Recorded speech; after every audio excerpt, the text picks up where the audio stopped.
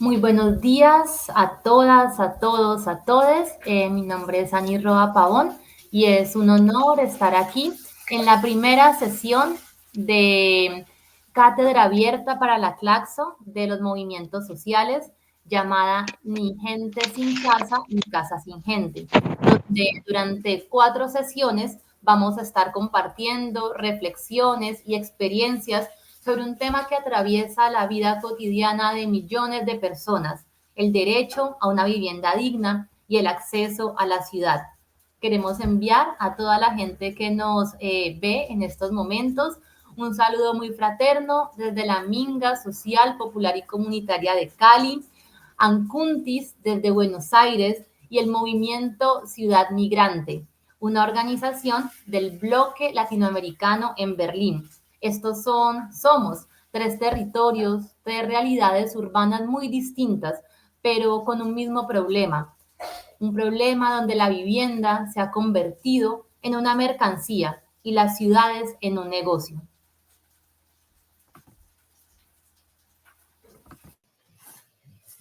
Hola, buenas tardes. Desde mi parte también una cordial bienvenida a la gente que nos está viendo a la primera sesión de la Cátedra Abierta de Claxo. Ya les contó la compañera de Cali, ¿no? De lo que se trata. Hoy vamos a recorrer juntos 3 ejes que son clave para entender esta crisis, ¿no? Primero, la bancarización de los derechos. Segundo, la privatización del hábitat y de los servicios urbanos. Y tercero, la inercia estatal. Y sobre todo, vamos a hablar de las resistencias, ¿no? De cómo nos estamos organizando para defender nuestro derecho a habitar dignamente. En esta primera sesión nos acompañan María Bernarda Pavón, de la Minga Social, Popular y Comunitaria de Cali, Ana Gamarra, de Acumtis, de Buenos Aires, y Fernando Martínez, de Ciudad Migrante y Bloque Latinoamericano, de Berlín. Muchas gracias, Rebeca. Entonces vamos a darle la bienvenida a nuestro primer compañero, como vos dijiste, Fernando Martínez de Ciudad Migrante, Bloque Latinoamericano en Berlín, y él va a comenzar con el primer tema, que es cómo la bancarización de los derechos, pues justamente ha generado impactos muy fuertes en la vida de las comunidades. Entonces, hola Fernando, y queremos que por favor nos ayudes con las siguientes preguntas. La primera pregunta, si nos podrías explicar sobre cómo esta bancarización de los derechos, qué es un poco y cómo se manifiesta. La segunda pregunta es cómo el endeudamiento, hipotecas, arrendamientos o subsidios condicionados justamente pues afectan, ¿cierto?, el acceso a la vivienda en los territorios donde ustedes se encuentran. Y finalmente, ¿qué consecuencias sociales han tenido estos modelos de acceso a la vivienda que están fuertemente mediados por un sistema financiero para las comunidades? Adelante, Fernando, bienvenido. Sí, muchas gracias y gracias por esta invitación. No que nuestro intercambio sea del agrado de todos. Precisamente vamos a empezar a hablar de la bancarización de los derechos y qué es esto, a qué nos referimos. Es cuando el acceso a, el acceso a un techo debe pasar por la lógica de los bancos, el crédito del endeudamiento, crédito hipotecario, endeudamiento y subsidios condicionados a la lógica del mercado limitan el acceso real a la vivienda para amplios sectores populares, perpetuando la exclusión y la segregación urbana. Eh, este efecto no está desapegado del resto de la privatización y del capitalismo, es una parte más de esto y a la misma vez que afecta a la vida física, afecta también, tiene un efecto muy negativo de forma psicológica en las familias y en la vida privada de muchas personas. En particular en Cali, donde hay una fuerte lucha por el derecho a la vivienda y se ve con brutal claridad la contradicción entre una ciudad diseñada para el mercado y una ciudad pensada para la gente. Tener una casa digna no es meramente un derecho, es la puerta de entrada a una vida con derechos. Sin vivienda estable, prácticamente nada más funciona. El acceso a la vivienda se volvió mercantilizado y bancarizado. El subsidio de vivienda exige cierre financiero, historial crediticio, y una formalidad que excluye de inmediato a la mayoría de las familias trabajadoras y de bajos ingresos. Aquellos que pueden entrar lo hacen a través de deudas de 15, 30 o incluso 40 años. En los años 90, con el UPAC, uno de los procesos más brutales de bancarización, miles de personas perdieron sus casas por no ser capaces de pagar la hipoteca. Mientras tanto, para las familias de bajos ingresos y para quienes trabajan en la informalidad, el sistema simplemente no funciona. El modelo financiero no está pensado para ellas. Como resultado, el gasto en arriendo para las personas suele concurrir entre 60 y 70% del ingreso, pues la precariedad y una ciudad que crece sobre la exclusión, ¿no? A esto se suma la inercia estatal, décadas de políticas públicas sin efecto, sin planificación real y sin suelo público. Y la respuesta ha venido precisamente desde abajo, ¿no? Desde la organización comunitaria, en forma de diálogo institucional, buscando abrir rutas de acceso y movilización social, precisamente cuando ese diálogo se estanca, como ocurre mayormente. De ahí que se obtiene el decreto de autoconstrucción y autogestión del 2025, una alternativa real basada en organización popular, pero incluso este tipo de decreto se topa con el problema de sin tierra no hay vivienda y por lo tanto la lucha por la tierra sigue siendo fundamental en la lucha por la vivienda en Cali. En Buenos Aires se expresa lo que ocurre también en otras grandes ciudades latinoamericanas, ¿no? Una ciudad fachada diseñada para los inversionistas, el turismo y negocios inmobiliarios, y a la vez una ciudad donde crece la precariedad habitacional enormemente. En Buenos Aires conviven torres de lujo y barrios enteros de vivienda informal, villas, casas tomadas, hoteles, barrios populares.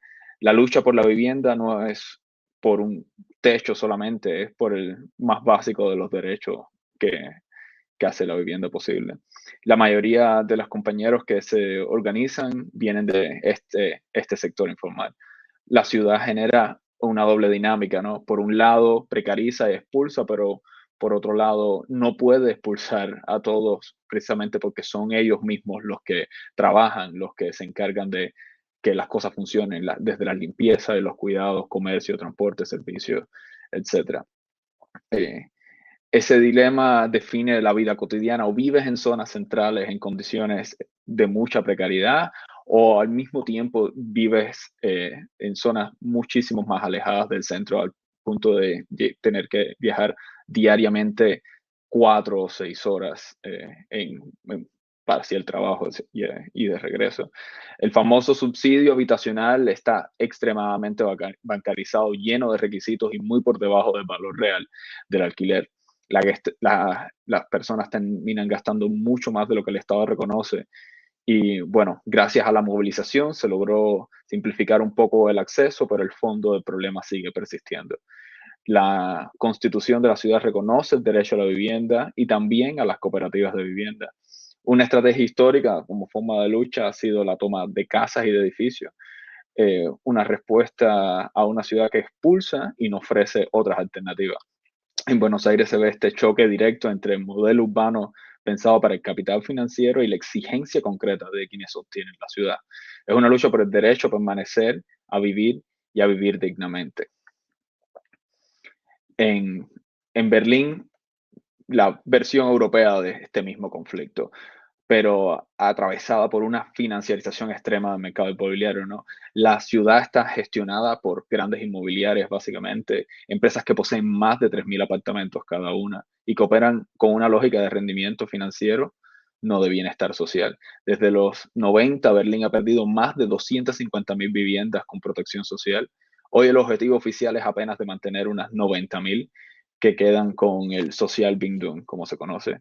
Mientras tanto, los alquileres siguen subiendo y la ciudad se vuelve cada vez menos accesible. Las personas migrantes viven todo esto con una vulnerabilidad adicional, llegan sin red de apoyo, con poco manejo del idioma y sin conocer sus derechos. Muchas caen en contratos de solo 10 a 15 días sin empadronamiento, y el empadronamiento lo bloquea todo. No puedes abrir una cuenta bancaria, no puedes conseguir tu identificación de taxes, no puedes trabajar legalmente, no puedes acceder a la ayuda social. A esto se suma la derechización del discurso público y de la política, que aumenta la presión contra los migrantes, refugiados y personas no alemanas en particular.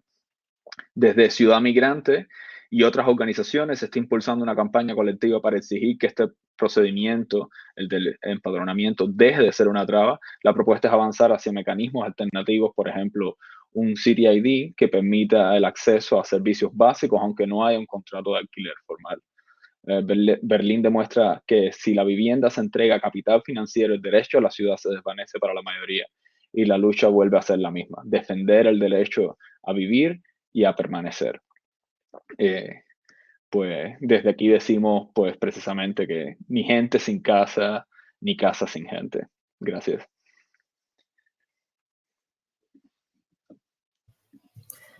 Muchas gracias, Fernando, por tus reflexiones sobre el tema de la bancarización de los derechos en Cali, Buenos Aires y en Berlín. Ahora quisiéramos hablar sobre el siguiente eje, que es de la privatización del hábitat y de los servicios urbanos. La siguiente ponente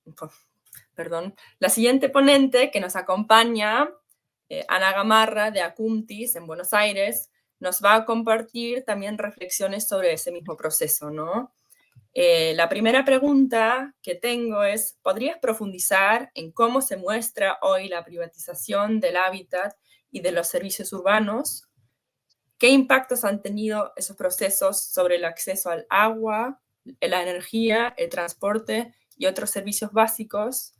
Y también, finalmente, ¿qué experiencias comunitarias conocen que propongan formas alternativas de gestión del territorio y los servicios desde lo público comunitario?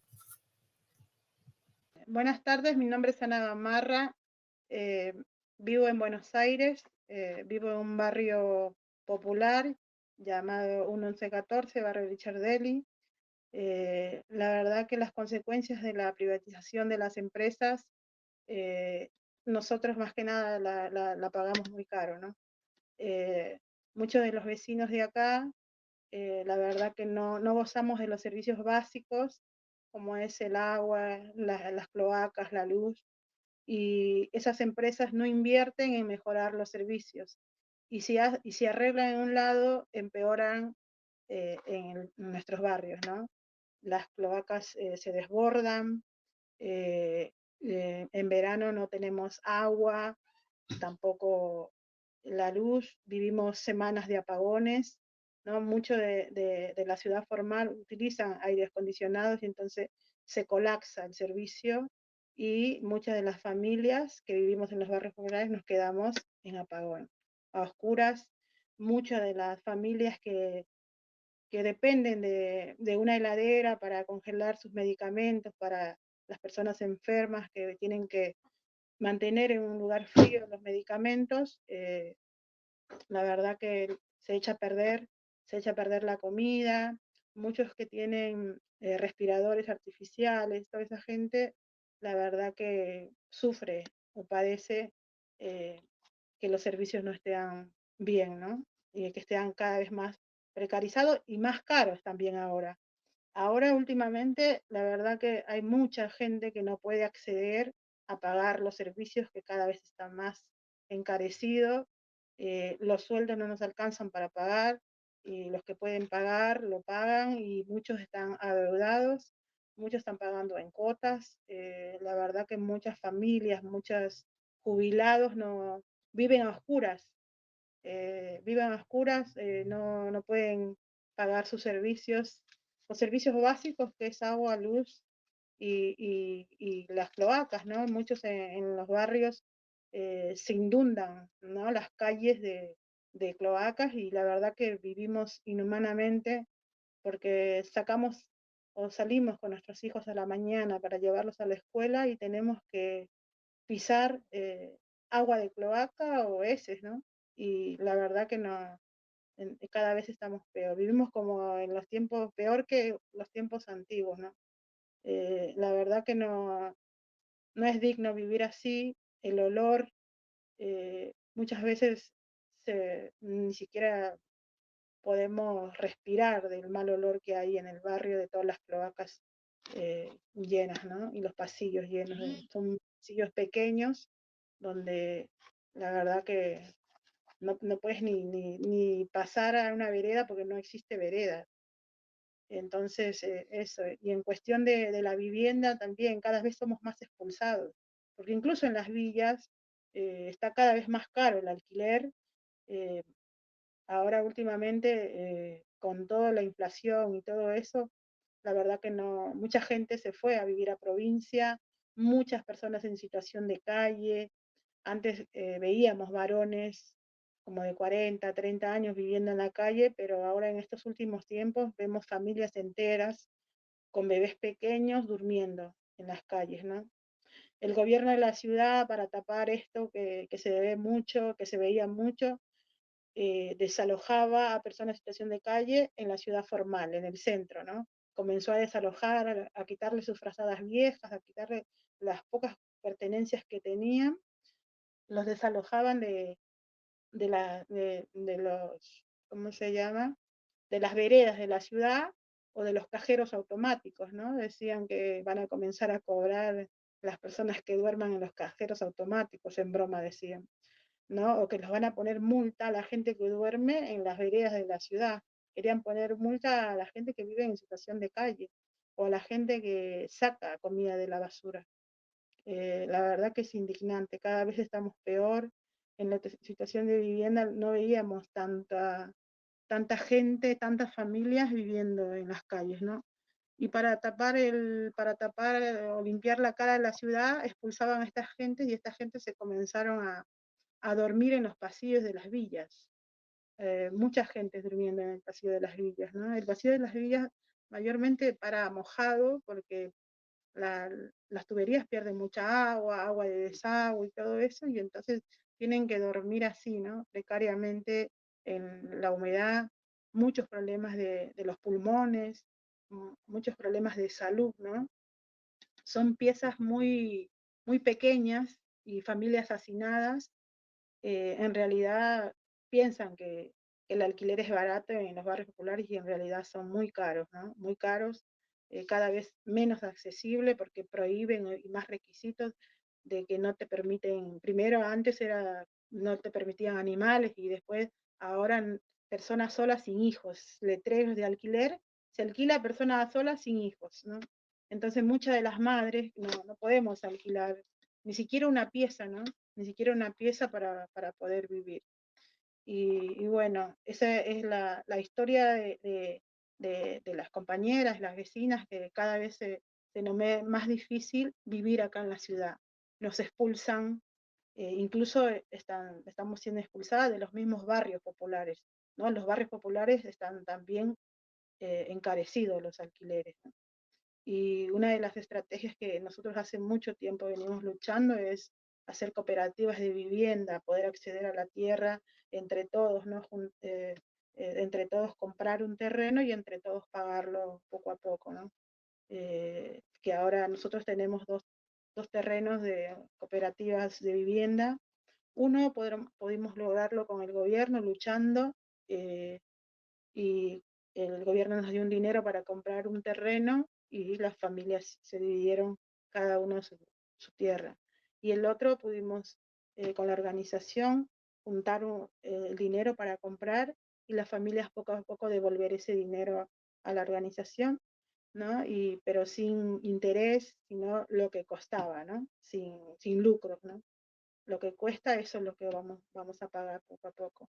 Y la verdad que ahora hemos logrado nosotros con compañeras, más que nada madres, ¿no? Madres solas con hijos, hemos logrado tener nuestra tierra, hemos logrado, ahora muchos están construyendo sus casitas poco a poco y pueden acceder, ¿no? A eso que era imposible para nosotros pensar, tener incluso una tierrita, hoy en día es real, ¿no? Es real, tenemos nuestra tierra y poco a poco construyendo nuestras casitas y poder disfrutar de un patio para que nuestros hijos puedan correr y no estar encerrados en una pieza, y también disfrutar de los chicos de la niñez, ¿no? Que no lo podían hacer, y ahora podemos, ¿no? Ver a nuestros hijos libres correr en un patio, en una placita. Eso hemos logrado con lucha y organización de tantos años, ¿no? De tantos años de caminar, de averiguar, de recolectar datos de la ciudad, de cuánto están los alquileres en la ciudad, hoteles familiares, esas cosas que nosotras veíamos imposible lograr, lo hemos logrado con esfuerzo también, ¿no? Con esfuerzo y con una mira puesta de tener algo para que nuestros hijos puedan crecer dignamente y tener una vivienda digna. Eso, compañeros.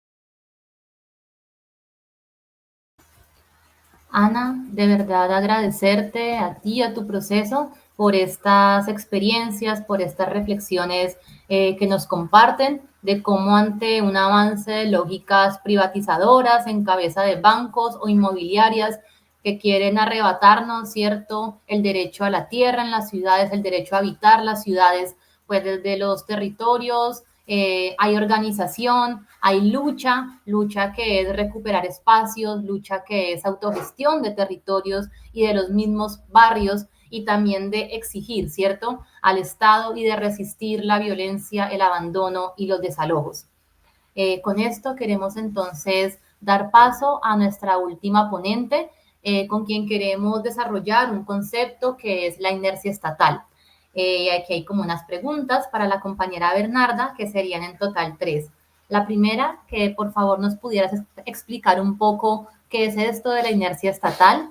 En segundo lugar, qué tanto ha respondido, ¿cierto?, el Estado en estos territorios las demandas que de las comunidades han salido en clave de exigencia a una vivienda digna y a un hábitat digno. Y finalmente, que nos cuentes un poco en torno a los obstáculos estructurales y políticos que se han identificado y que hacen que el Estado no garantice de forma efectiva estos derechos.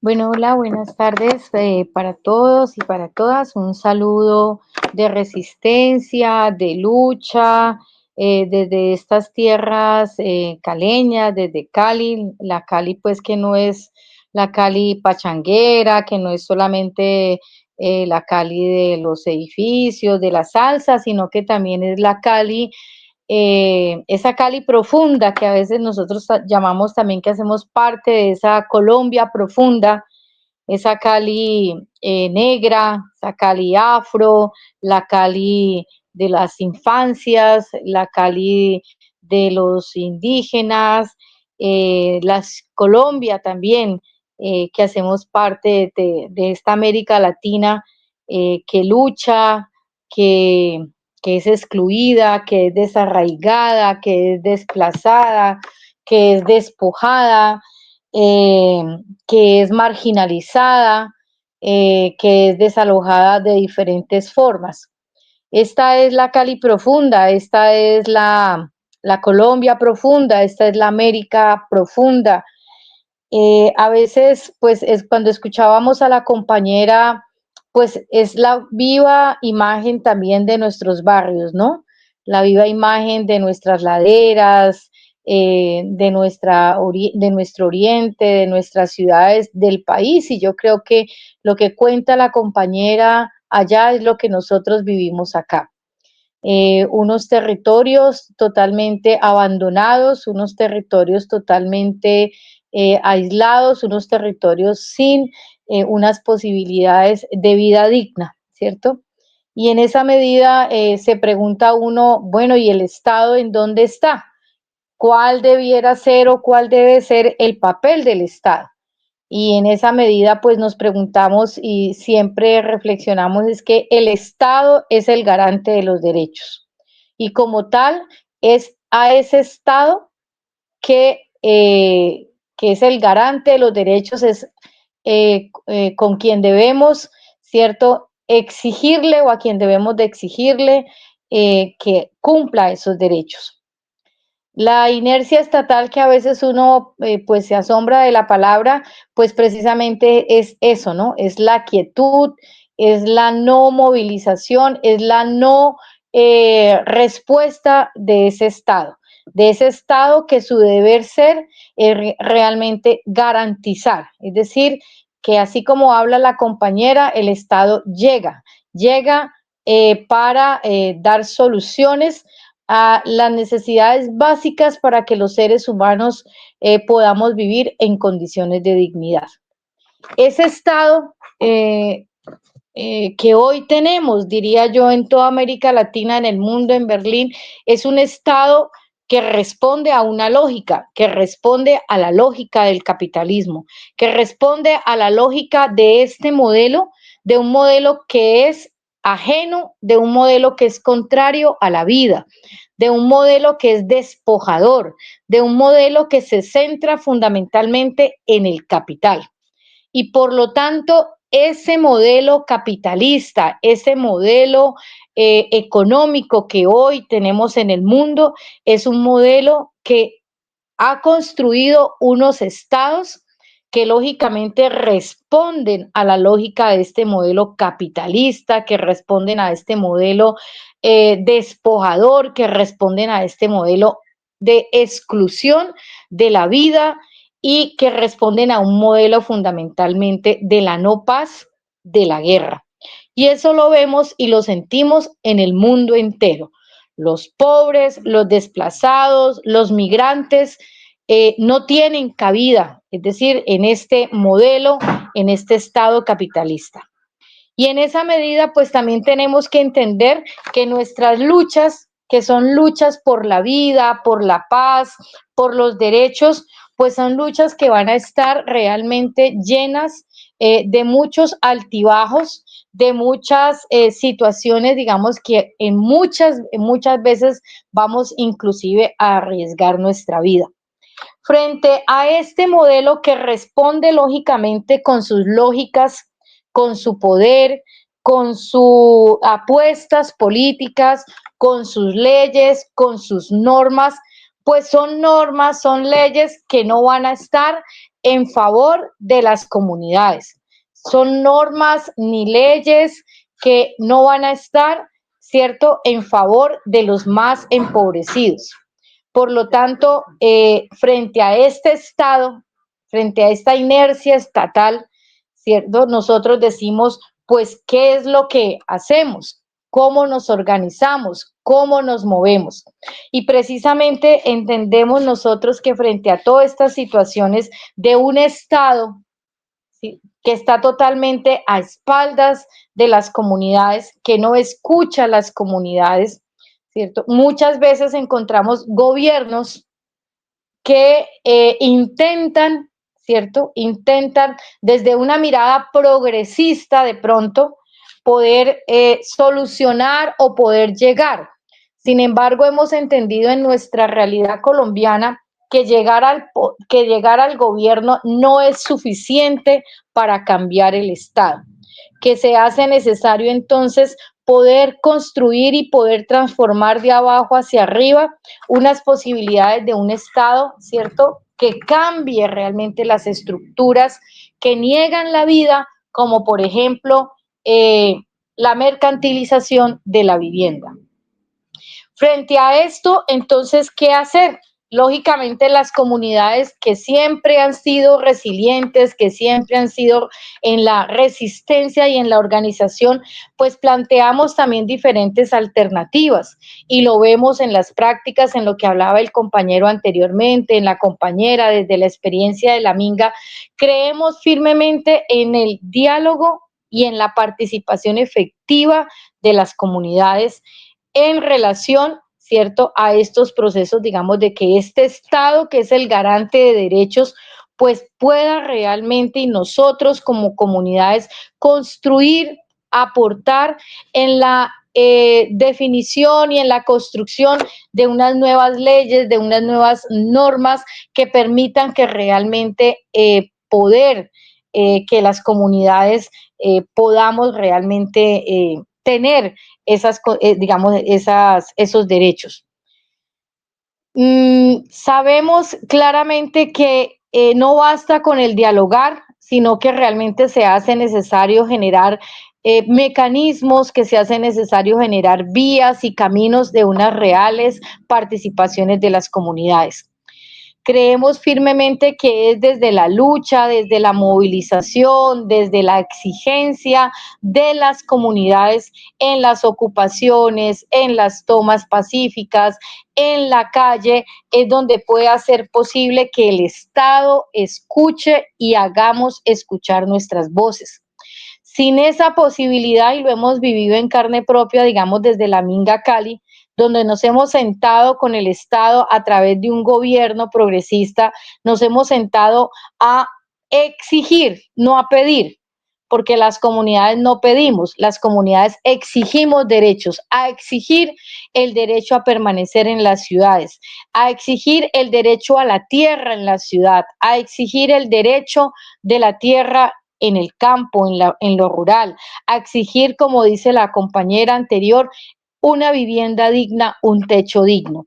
Y en esa medida hemos aportado a la construcción de diferentes alternativas y de diferentes apuestas. Sin embargo, vemos que en ese marco de la inercia estatal, la burocracia, la normatividad y la ley que no ha sido creada de ahora, sino que viene con unos lastres y que obedece a una lógica de este Estado capitalista, pues lógicamente también nos pone la taranquera, nos frena, pero creemos que es desde esta movilización y es de la acción directa que puede ser posible que las cosas cambien. Por ejemplo, los compañeros de Berlín hablan también del referéndum de Berlín sobre la expropiación de las grandes inmobiliarias. Sin embargo, es un acuerdo, pero no se pone en práctica. Nosotros hemos dado también muchas luchas frente a muchas apuestas o muchas exigencias, pero también creemos que en la medida en que no hayan unas transformaciones de abajo hacia arriba, desde los movimientos sociales, desde las infancias, desde las mujeres, desde el movimiento campesino, desde el movimiento negro, desde el movimiento de migrantes, desde el movimiento de desplazados, pues no va a ser posible, ¿cierto?, que haya un Estado realmente que garantice los derechos. Tenemos que seguir en un proceso de movilización, tenemos que seguir en un proceso de exigencia, tenemos que seguir en un proceso que permita realmente que las voces de las comunidades lleguen a escenarios también de poder para que realmente haya un poder de las comunidades en espacios también de decisiones y de poderes en un Estado que niega realmente los derechos de todos y todas.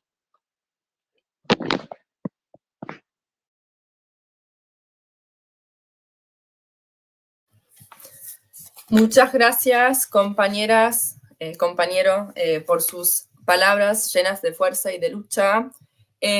Son palabras que, bueno, llegan al corazón, ¿no? Porque muchas veces en esta lucha por una vivienda digna, por el derecho a la ciudad, nos sentimos aislados, ¿no? Se nos quiere hacer creer que somos fracasos individuales, ¿no? Que no trabajamos lo suficiente para yo qué sé, tener una casa, acceso al agua, lo que sea, ¿no?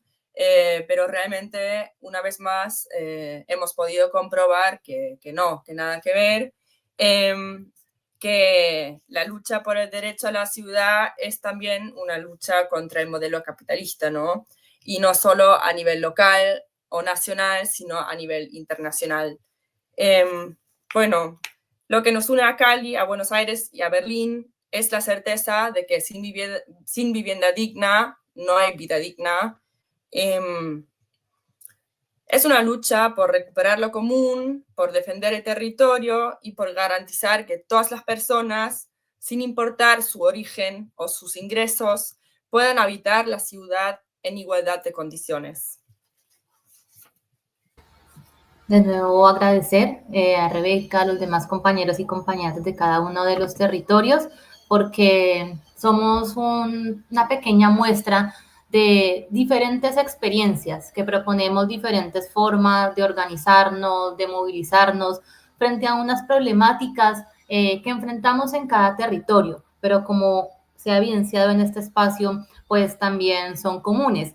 Y queremos a toda la gente que nos está viendo, de verdad, invitarlas a que puedan profundizar un poco más en lo que hay detrás de cada una de estas luchas, desde Berlín, Buenos Aires, Cali, en las próximas sesiones, ¿cierto? Que tendremos en el marco de esta cátedra abierta llamada Ni gente sin casa, ni casa sin gente. Entonces, como que animarlas mucho a que se sumen a la segunda sesión, donde las compañeras de Buenos Aires van a compartirnos sobre la urbanización, la reurbanización y cómo esta es una lucha por la vivienda digna en la Villa 20.